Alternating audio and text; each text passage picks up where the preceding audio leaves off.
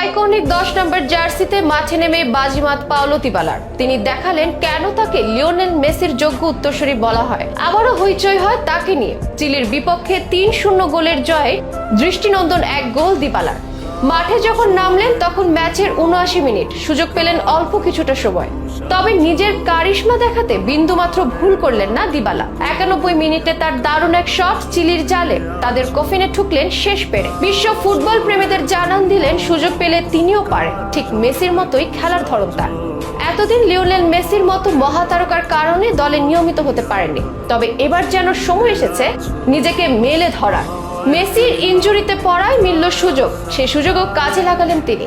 মেসির অবসরের পর 10 নম্বর জার্সিতে মেসির মতো করে হাল ধরবেন দিবালা। গোল করে ও করিয়ে এগিয়ে নিয়ে যাবেন দলকে, সেটাও অনেকটা নিশ্চিত হয়ে গেল এখন। চিলির বিপক্ষে অল্প সময়ের উপস্থিতিতে জাদু দেখালেন তিনি, করলেন মনে রাখার মতো এক গোল। তাকে নিয়ে তাই ব্যাপক চর্চা চলছে সোশ্যাল মিডিয়ায়, চলছে প্রশংসার জোয়ার। এই ম্যাচে কেমন ছিল তার খেলার ধরন, মেসির জায়গা কি দিবালাই তবে নিতে যাচ্ছেন, জানাবো সেসবের বিস্তারিত।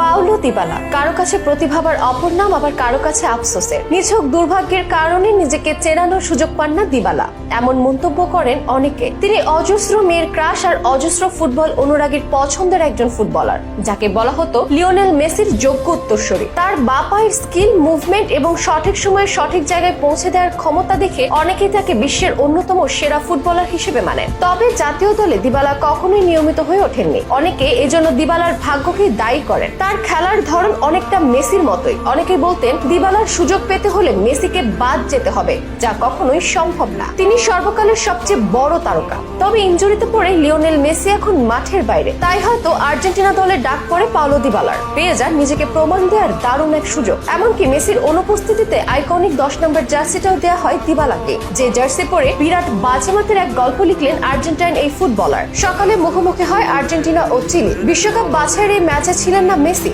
স্বাভাবিকভাবেই ছিল না অবসর নেওয়া ডি মারিয়াও। তবু বিশ্ব চ্যাম্পিয়নরা তুলে নিল 3-0 গোলের দাপুটে এক জয়, যেখানে পাওলো দিবালা পেয়েছেন এক গোল, বাকি দুটো করেছেন হুলিয়ান আলভারেজ ও ম্যাক অ্যালিস্টার। এই ম্যাচের দারুণ জয় কিংবা বাকি দুই গোলদাতাকে ছাপিয়ে সবার আলোচনার কেন্দ্রে এখন পাওলো দিবালা। তিনি অল্প সময় আলো ছড়ালেন এই ম্যাচে। তিনি যখন মাঠে নামেন স্কোর লাইন তখন 2-0 আর ম্যাচের তখন 79 মিনিট। খুব বেশি সময় সুযোগ পাওয়া হয়নি দিবালার, তবে কারিশমা দেখাতে ভুল করলেন না। দৃষ্টিনন্দন এক গোল করলেন 91 মিনিটে। আলেহান্দ্রো গার্নাচোর দারুণ এক পাস নিয়ন্ত্রণ নিয়ে বক্সের বাঁ প্রান্ত থেকে দারুণ এক শটে চিলির কফিনের শেষ পেরেকটি মারেন দিবালা, আর তাতেই আর্জেন্টিনার জয় নিশ্চিত হয়। দিবালা এভাবেই জাদু দেখাবেন, কখনো গোল করবেন, কখনো করাবেন, এগিয়ে নিয়ে যাবেন আর্জেন্টিনার দলকে, ঠিক লিওনেল মেসির মতো করে। সে বিশ্বাস যেন জন্মেছে আলবিসেলোস্তে ভক্তদের মনে। সবাই বলছেন মেসির অবসরের পর দিবালাই হবে আর্জেন্টিনার প্রধান শক্তি। সে ধরবেই হাল, একই সাথে এই দলের নিয়মিত নাম্বার 10 হয়ে উঠবে তখন। দিবালার নিজেরও অবশ্য জানা আছে মেসির উত্তরসূরি হওয়ার গুরুদায়িত্ব